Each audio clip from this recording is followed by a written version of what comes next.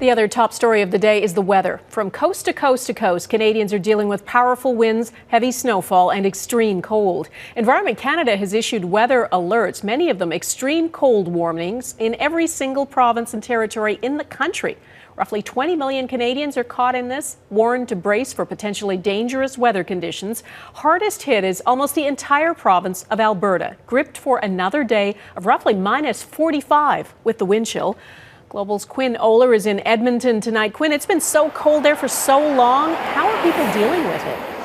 Well, Donna, it has been so cold for so long and it's dangerous. So people are really bundling up, staying inside as much as they can. And if they do have to be outside, they're making their way inside with lots of breaks. As I mentioned, it's dangerously cold here.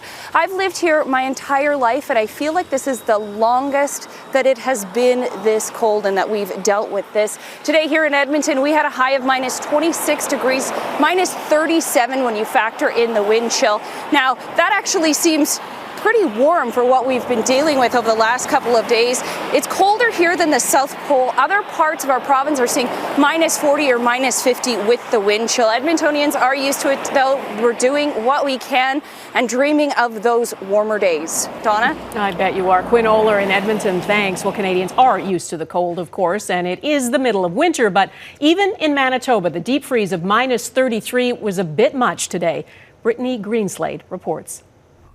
The trails are groomed, the rinks flooded and ready, but these normally bustling winter activity spots are empty. This is a little bit extreme. I don't think there's too many brave souls out there today. Today, the entire province of Manitoba hit temperatures below minus 30 at times.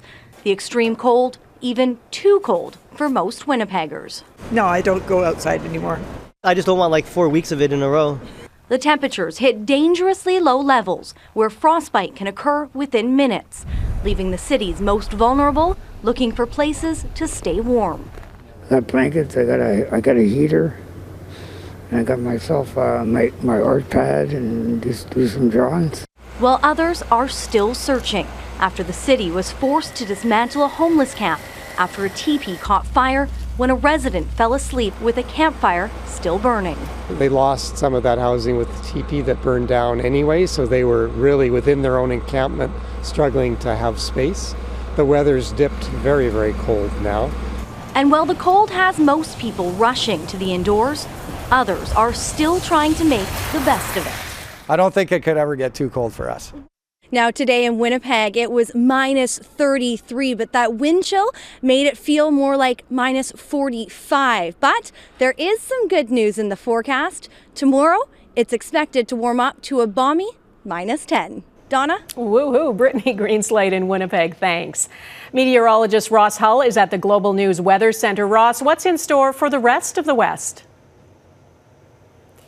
Donna, still some extreme cold to deal with across the prairies for the end of the week, into the weekend. So BC, Alberta, into Saskatchewan. But then as the weekend progresses into next week, that cold moves out and a Pacific flow moves in. So some milder air, in fact, above average temperatures expected for many parts of the southern prairies. Chinook conditions likely around southern Alberta. And with that Pacific flow, some steady rain for the BC coast and milder conditions. The combination of the two could bring some flooding, so that is a story to watch in the coming days.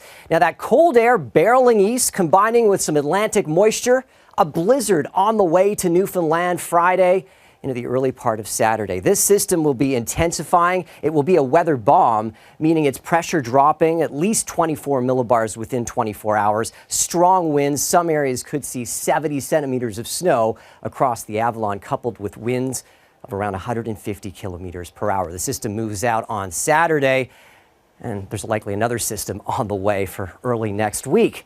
Winter is just getting started. Donna. Okay, Ross Hull, thanks.